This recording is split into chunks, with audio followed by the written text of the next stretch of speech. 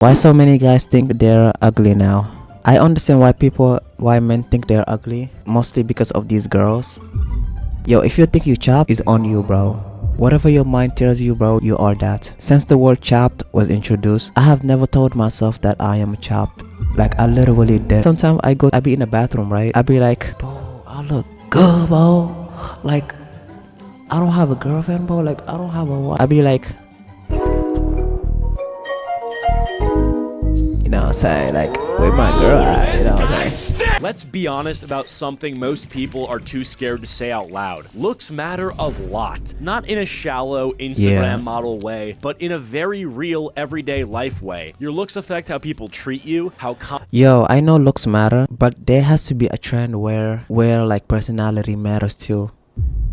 confident you feel, the opportunities you get, the first impressions you make, everything. And it feels like Gen Z men are experiencing this more than ever. And instead of pretending that it's what's on the inside that counts, they grew up online watching how much appearance changes the way the world reacts to you. They saw guys blowing up on TikTok. Yo, chat, am I sharp? Look at my jawline. I did that because I'm not mewing, you know what I'm saying? But who mews in 2025?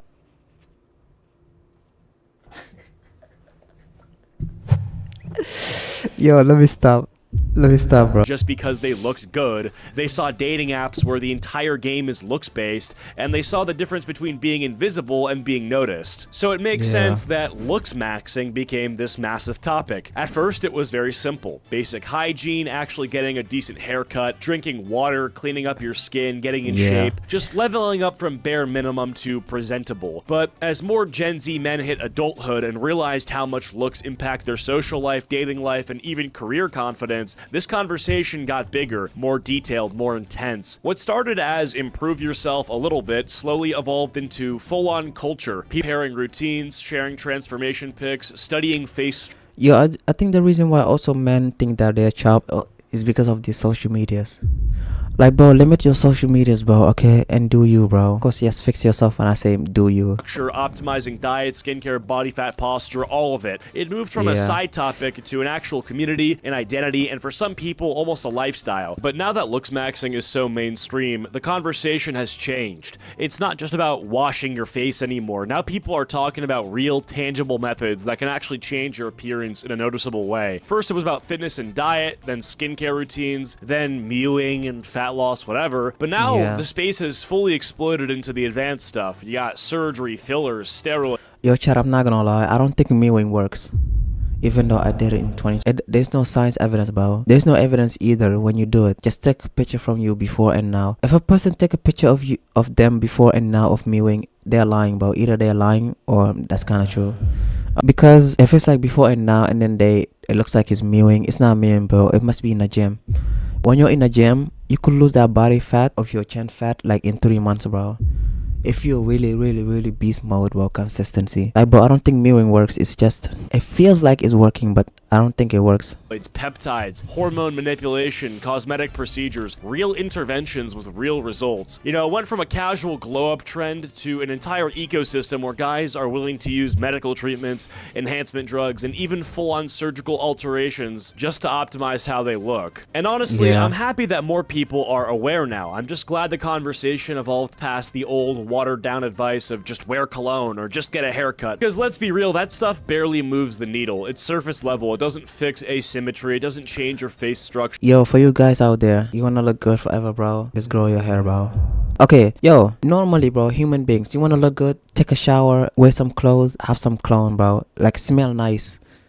Whether it's made from you or you bought it from someone else. That's it, bro. You know, moisturize your skin. That's it, bro. You don't need this, like, overrating, whatever. Sure, it doesn't lower your body fat. It doesn't make you a new person. The newer wave of looks maxing, the parts focused on actual biology, diet, orthodontics, that's real improvement. That actually changes how you look in a noticeable way. And I think it's a good thing that guys finally have access to information that actually works. But the problem is in the extremes. Some people took a healthy concept and and they've turned this into a competition where they will take the most extreme measures to win. So now you've got teenagers seriously considering procedures they don't need, guys hopping on steroids with zero understanding of the risks, people messing with peptides, filler, jawline work, all chasing this hyper-optimized version of themselves without thinking about long-term health. And that's really the whole thesis of this video. You should absolutely improve your looks, but only in ways that don't destroy your health. There's a line between self-improvement and self-harm, and a lot of people are starting to blur it. Yes, looks matter. Yes, you can change them. And yes, you should take advantage of things that genuinely make you look better. But the second you start trading your health, your energy, or your basic ability to function for aesthetics, that's where everything collapses. Yo, chat, also, right? If your jawline is like bad, it's because of what you're eating.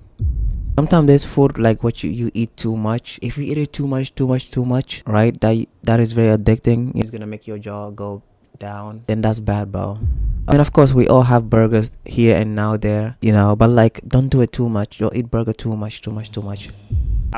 If you're tanking your hormones, wrecking your sleep schedule, starving yourself into dysfunction, or running your body into the ground just to look a little sharper in a mirror selfie, you've crossed the line from self-improvement to self-destruction. And it's not just your physical health, it's your finances too. We've reached a point where people will drop $20,000 on jaw surgery, $30,000 for full facial redesigns, or even 200 grand on limb lengthening surgery just to gain like 2 inches of height, all while ignoring the fact that the recovery is brutal, the risk is massive, and the result is often nowhere near worth it. You also got guys hopping on steroids with zero clue what they're doing, taking random peptides they bought online, blasting drugs that permanently alter their hormones because some influencer made it sound low risk. This is where the whole looks maxing stops being about leveling up and starts being about ruining your future. It don't matter what age you are, okay? You know what makes a person a real person, bro?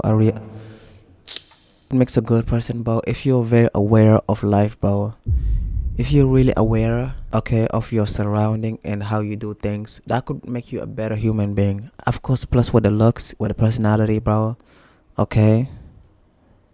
Even though people tell you you're weird. For a barely noticeable I don't know what I'm saying. There's a huge difference between improving your looks, which is good, and gambling your life, body, and bank account for aesthetics that won't even matter if you're miserable, broke, or unhealthy. If what I'm talking about sounds familiar, it's probably because you've seen Clavicular. He's basically the poster child of the extreme hardcore side of looks maxing. The side that goes way beyond cologne and haircuts and straight into the full light. Yo, I saw a video.